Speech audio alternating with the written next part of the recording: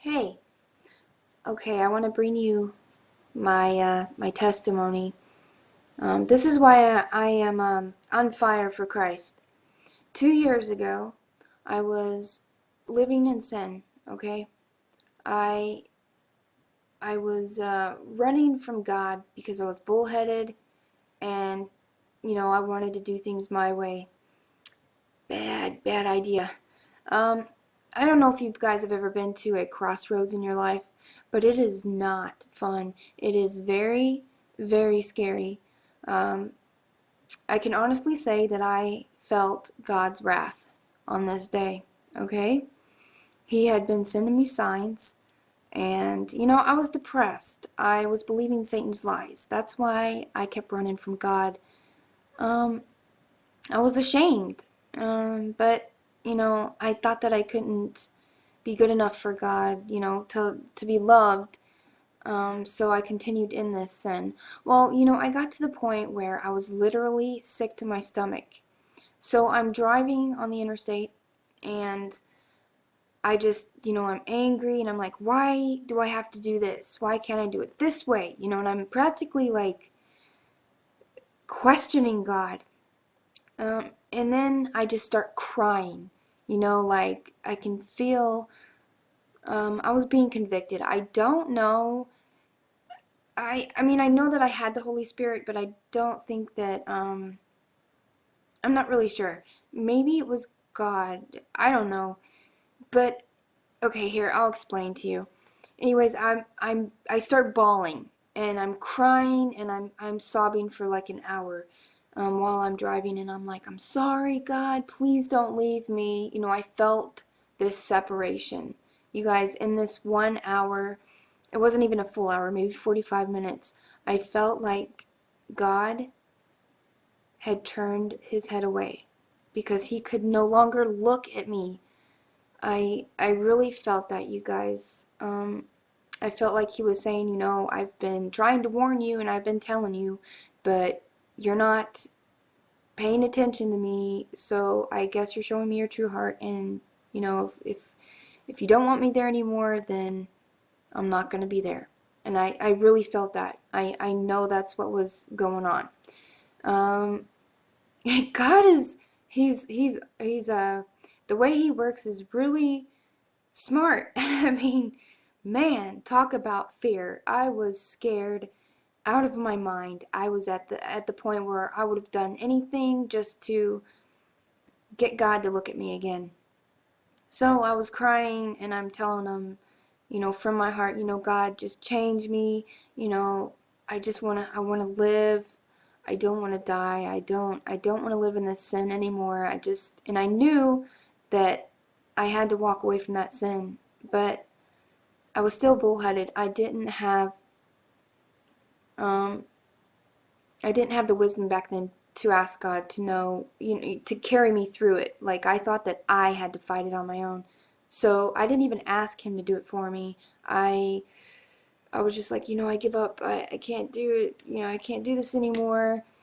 But please don't you leave me too. It was horrible. It was horrible. So then I spent a couple days, maybe 1 or 2 days after that, just listening to praise and worship, and just really thinking about the sin, and how much I wanted to quit, because I did, you guys. I really wanted to quit. Um, and I did. Well, then I was still crying and believing Satan's lies. He would tell me that I was nothing, that my husband didn't love me, that I wasn't good enough for my husband, that my kids didn't love me, that my mom didn't love me, that my whole family was cursed because of me. Okay, first of all, my mom and dad raised us in a Christian home, okay, but a lot of things happened to us in this time. We moved around so much, like 10 different places or more. Um, we had a lot of deaths in the family. My parents were divorced, and they got remarried a couple times, so I mean, it was confusing. So then you have all of that on top of them teaching us the ways of the Lord. Well, it kind of contradicted each other. So I didn't really believe in love. I mean, I believed that I loved my husband and my children, but I didn't believe that I was capable of being loved. And I didn't really love myself. So maybe really I don't know. Uh, but anyways, I'm upstairs, and I just got done listening to his to some praise and worship on my iPod, and nobody knew where I was. It was just me upstairs bawling, and that thought ran through my mind. My husband, I'm not good enough for my husband. My life sucks, blah blah blah. And then all of a sudden, I hear God, like He's fighting for me. He says, He does. You are good enough. He does love you. And I'm just like, where'd that come from? That wasn't my thought. Because here I am feeling sorry for myself. Where did this thought come from? And then all of a sudden, I hear this other thought, and it says, oh, nobody's ever loved you, and nobody will ever will love you. And almost like I could feel them, God and Satan were like fighting for my soul right there. Like they really were, you guys. I felt it. It was pretty intense. So I had to decide which voice I was going to believe, and God's voice wasn't loud. It was soft, and I mean, when God speaks, He speaks.